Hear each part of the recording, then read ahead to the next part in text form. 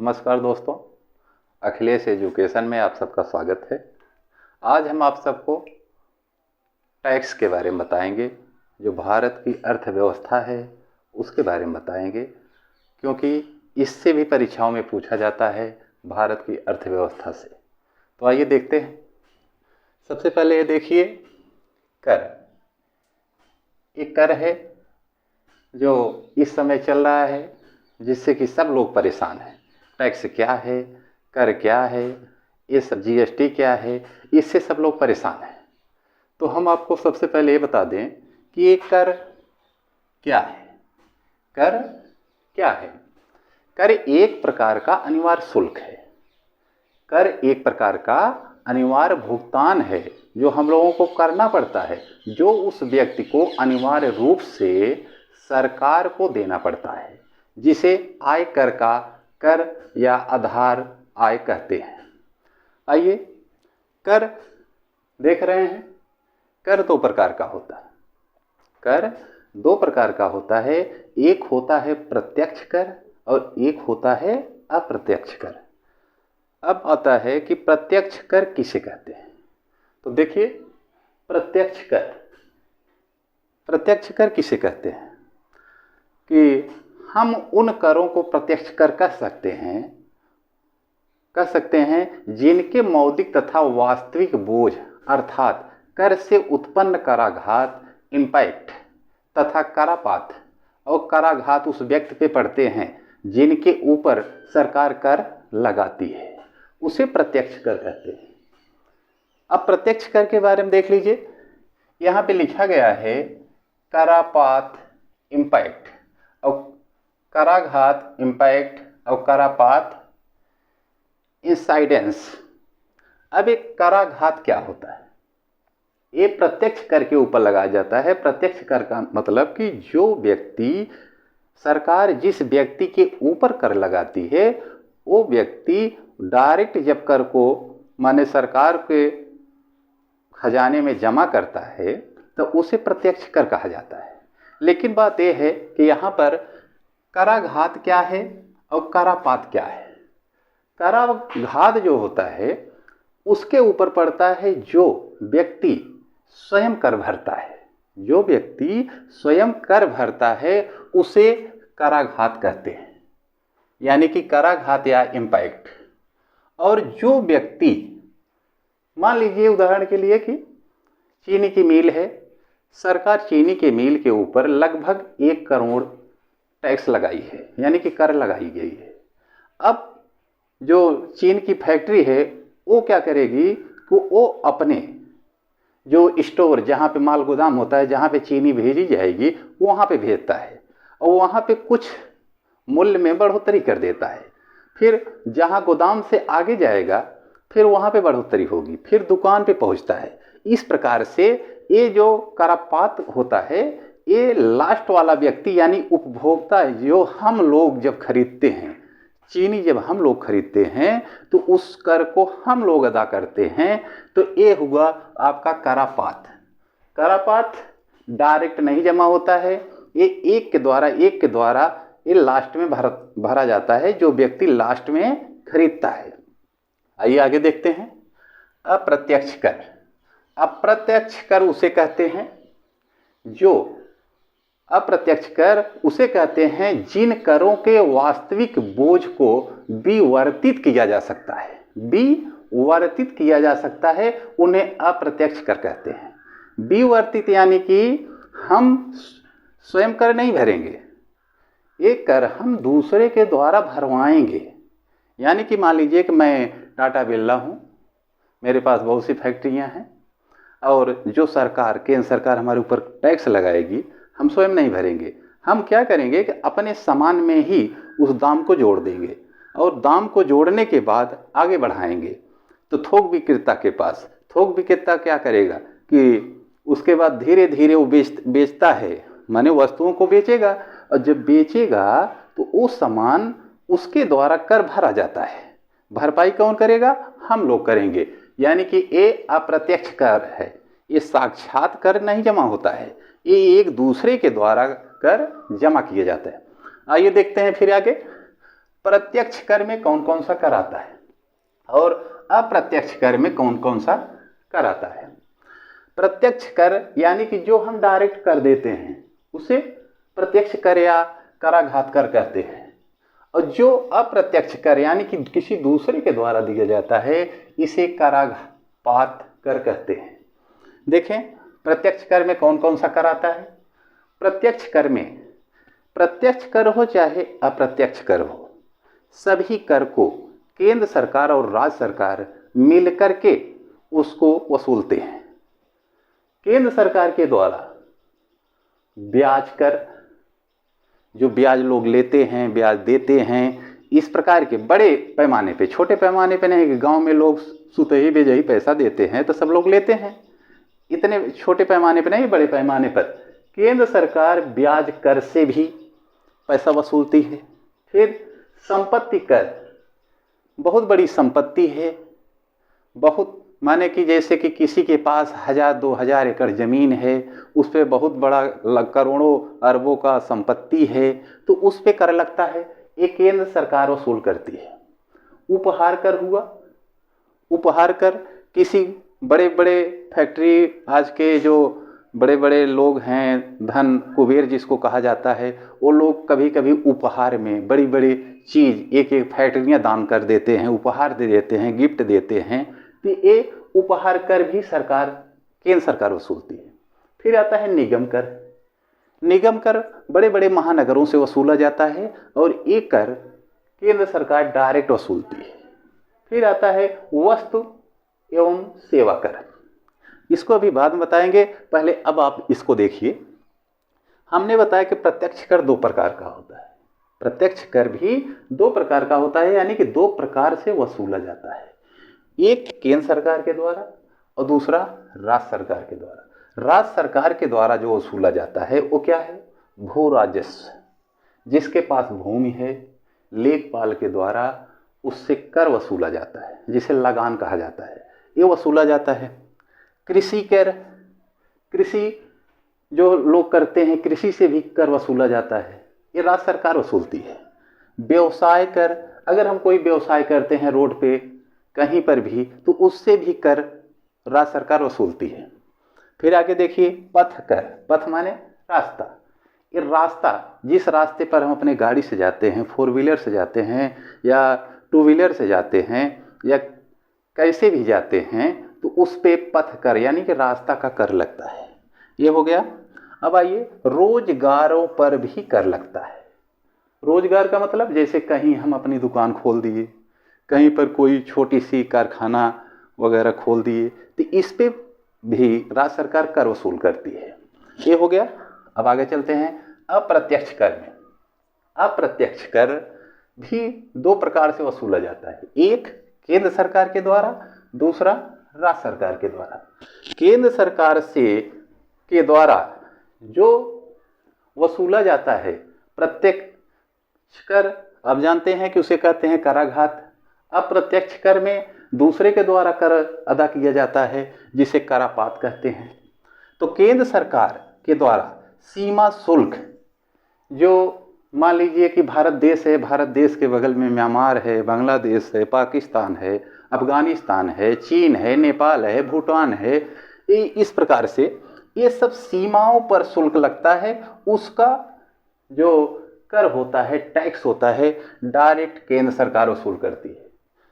और केंद्रीय उत्पाद, केंद्र से जो उत्पाद होता है जो उससे भी कर केंद्र सरकार ही वसूलती है। फिर आगे है बिक्री कर, कोई बड़ी वस्तु है, कोई बड़ी फैक्ट्री है, इससे भी जो वस्तुएं बेची जाती हैं उससे बिक्री कर वसूला जाता है, और जो कि बिक्री कर केंद्र सरकार वसूलती है। और ध्यान दीजिएगा बिक्री कर को राज्य सरकार भी वसूलती है, ये बड़े स्तर पे वसूलती है और राज्य सरकार छोटे स्तर पे वसूलती है। इसके बाद सेवा कर है। सेवा कर, सेवा कर आप जानते हैं ये सन 1994 और 95 में ही शुरू किया गया है। 1994 से 1995 से शुरू किया गया है सेवा कर, जो कि केंद्र सरकार वसूलती है। फिर आगे देखते हैं अप्रत्यक्ष कर में राज्य सरकार किससे किससे ज़्यादा मात्रा में कर वसूलती है। इनका कर वसूलने का कारण क्या है? कर जब सरकार वसूलती है उसी कर के द्वारा सरकार का आय होता है, और जब आय होता है तो जो वो कंपटीशनों के द्वारा, जो मान लीजिए कि मिलिट्री में, पुलिस में, टीचर में, आज चीज़ों में जो सरकारी नौकरियां लोग कर रहे हैं, इसी आय से वो क्या करते हैं? सबको पेमेंट करते हैं। फिर आगे देखते हैं राज्य सरकार कैसे कैसे कर वसूलती है। बिक्री कर से, हमने बताया था पहले कि बिक्री कर से राज्य सरकार भी कर वसूल करती है, और बिक्री कर से केंद्र सरकार भी वसूलती है। व्यापार से राज्य सरकार वसूल करती है, और व्यापार से केंद्र सरकार भी वसूल करती है। आगे देखते हैं स्टाम्प व पंजीयन संख्या। कोर्ट कचहरी में जो स्टाम्प पेपर मिलता है 10 रुपए का मिलता है तो 50 रुपए के लोग देते हैं, 50 रुपए वाला है तो 100 रुपए देते हैं, 100 रुपए का है तो ज़्यादा के देते हैं। इससे भी कर वसूला जाता है। और जो लोग पंजीयन करवाते हैं यानी कि रजिस्ट्रेशन करवाते हैं, उससे भी राज्य सरकार कर वसूलती है। ये हो गया राज्य उत्पाद। राज्य से जो उत्पाद होता है उससे भी कर वसूला जाता है। फिर आगे देखते हैं वाहनों के द्वारा, जो गाड़ी मोटर चल रही हैं उससे भी 2 प्रकार का टैक्स लिया जाता है। एक तो जो नगर पालिका है वहाँ से लिया जाता है, एक तो जो रोड पर जो पथ कर है उससे भी लिया जाता है। फिर आगे देखते हैं विज्ञापन से भी कर वसूला जाता है। जो लोग पेपर, न्यूज वगैरह ये भी है, चैनल के द्वारा, न्यूज चैनल के द्वारा, इससे भी कर वसूला जाता है। फिर अगला है शिक्षा या उपकर। जो शिक्षा कर है, शिक्षा कर कैसे वसूलते हैं? जैसे कि कोई प्राइवेट संस्था है, प्राइवेट संस्था से पहले उसको मान्यता देने के लिए पैसा लेते हैं केंद्र सरकार, राज्य सरकार, और उसको लेने के बाद क्या करते हैं? थोड़ा थोड़ा करके उनसे कर लेते हैं, जिससे कि उनकी देखरेख भी करते हैं। इससे सरकार का भी फायदा है और जिसका कॉलेज या जिसका विद्यालय है उसको भी फायदा है। आगे देखते हैं सट्टेबाजी यानी कि जुआ। जहाँ पर जुआ होता है, सट्टेबाजी होता है, उस पे सरकार डबल टैक्स लगाती है, डबल कर वसूल करती है। फिर आगे देखते हैं डीजल पेट्रोल पर कर, यानी कि कच्चा तेल जो होता है, कच्चे तेल पर राज्य सरकार का नियंत्रण रहता है और राज्य सरकार उसको कर वसूलती है, और कर वसूलने के बाद वो क्या करती है? केंद्र सरकार को भेज देती है। कर वसूलेगा राज्य सरकार तो केंद्र सरकार को भेजेगा, और केंद्र सरकार अगर वसूलता है तो वो अपने पास रखता है। उसमें से बंटवारा केंद्र सरकार किस में से बंटवारा नहीं करता? सीमा शुल्क से। केंद्र सरकार सीमा शुल्क से थोड़ा सा भी माने बंटवारा नहीं करता है। केंद्र को सर्वाधिक राजस्व की प्राप्ति सीमा शुल्कों से होती है। कहाँ से? सीमा शुल्कों से होती है। और ये सीमा शुल्क का बंटवारा राज्यों को नहीं करना होता है, यानी कि किसी भी राज्य को बंटवारा नहीं करती है केंद्र सरकार, वो स्वयं रखती है अपने सुरक्षा के लिए, अपने जो वहाँ के लोकसभा, राज्यसभा सदस्य होते हैं उनकी व्यवस्थाओं के लिए रखते हैं। फिर आगे है कि कर ढांचे में सुधार के लिए, कर ढांचा, जो कर ढांचा है उस कर ढांचा को सुधार करने के लिए चेलैया समिति ने क्या किया था? 1991 ईस्वी में, 1991 में चेलैया समिति ने 1991 ईस्वी में अगस्त में चेलैया समिति ने एक समिति का गठन किया था। ये समिति का गठन किस लिए किया था? इन्होंने व्यापारियों के लिए एक मुफ्त में आय योजना की सिफारिश की थी, जिससे कि हमें हमेशा टैक्स न देना पड़े, कर न देना पड़े, जो भी देना पड़े एक बार भी देना पड़े। ये किसके सिफारिश से हुआ था? चेलैया समिति से। इसको याद रखिएगा, ये बहुत परीक्षा में पूछा जाता है कि जो टैक्स वसूला जाता है, ये टैक्स वस्तु कर या सेवा कर जो चेलैया समिति के द्वारा किया गया है, व्यापारियों के लिए किया गया है। व्यापारी वैसे पहले क्या था 1991 के पहले, तो उनको प्रति माह कर देना पड़ता था। और चेलैया समिति 1991 के बाद से जब समिति का गठन हुआ, उस गठन के बाद से क्या हो गया कि अब एक साल में एक बार ही कर देना पड़ता है। ये था अगस्त 1991 चलैया समिति का गठन किया गया। फिर आगे देखते हैं वस्तु एवं सेवा कर। ये वस्तु और सेवा कर क्या है? वस्तु और सेवा कर ये देख रहे हैं, ये जुलाई 2017 में 1 जुलाई 2017 में व्यवस्था लागू की गई कि केंद्र व राज्य दोनों के द्वारा सभी कर की जगह सिर्फ एक ही जीएसटी लगेगा।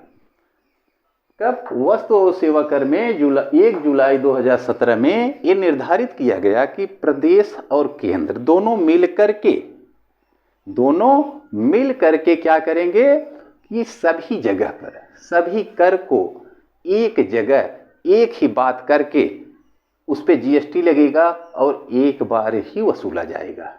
ये वस्तु एवं सेवा कर जो कि 1 जुलाई 2017 को ये लगाया गया। फिर आगे देखते हैं 8 सितंबर 2016 को एक अधिसूचित 101 संविधान संशोधन में के द्वारा जीएसटी को लागू किया गया था। 101 संविधान संशोधन के द्वारा जीएसटी लागू किया गया था। और एक कब किया गया था जो जीएसटी लागू किया गया? 8 सितंबर 2016 को ये अधिसूचना जारी किया गया था। 8 सितंबर 2016 को ये अधिसूचना जारी किया गया था। अब आते हैं कि विश्व में सर्वप्रथम कर यानी कि जीएसटी लगाने वाला ऐसा कौन सा देश है? तो विश्व में सर्वप्रथम जीएसटी लगाने वाला प्रथम देश है जिसका नाम है फ्रांस। फ्रांस ने सन 1954 ईस्वी में ही जीएसटी लगा दिया था। इसके बाद लास्ट में हम आप सबको ये बताएंगे कि जितनी भी खाद्य सामग्रियां हैं भारत देश में या भारत के किसी प्रदेश में या कि भारत के किसी केंद्र शासित प्रदेश में किसी भी खाद्य पदार्थ पर टैक्स नहीं लगाया जाता है। जैसे दूध, फल, फूल, गेहूं, आटा, चावल, सब्जी, ये सब जो है, अंडा, ये सब जो है, स्वास्थ्य सेवाएं भी, इस पर कोई टैक्स नहीं लगाया जाता है। फिर लास्ट में हम आपको एक बात और बता दें कि मूल वर्धित जो कर है, मूल वर्धित कर जो है ये सबसे पहले कहाँ पे लगाया गया था? सबसे पहले लगाया गया था हरियाणा में। सबसे पहला कर हरियाणा में लगाया गया था और सबसे अंतिम कर कहाँ पे लगाया गया? उत्तर प्रदेश। ये था अर्थव्यवस्था के बारे में, कर के बारे में कि कर कितने प्रकार का होता है। जैसे मनोरंजन कर भी होता है। मनोरंजन कर नगरपालिका वसूल करती है। मनोरंजन कर यानी कि जैसे क्या कहते हैं, हर जिले में नगर पालिका है, मगर महापालिका है, नगर निगम है, तो ऐसे जगहों पर सिनेमा हॉल है, सर्कस लगता है, ऐसे जगहों से जो मनोरंजन का कर वसूला जाता है और राज्य सरकार उसको अपने पास रखती है। और इसके द्वारा राज्य सरकार क्या करती है कि जैसे कि कर्मचारियों का वेतन भी देती है। और यही सबसे बड़ा, पूरे भारत देश का यही सबसे बड़ा आय है। आय भी है, उसी के साथ में व्यय भी होता है। तो दोस्तों, ये हम आपको बता रहे थे जीएसटी कर के बारे में, यानी कि जीएसटी क्या है। तो नमस्ते।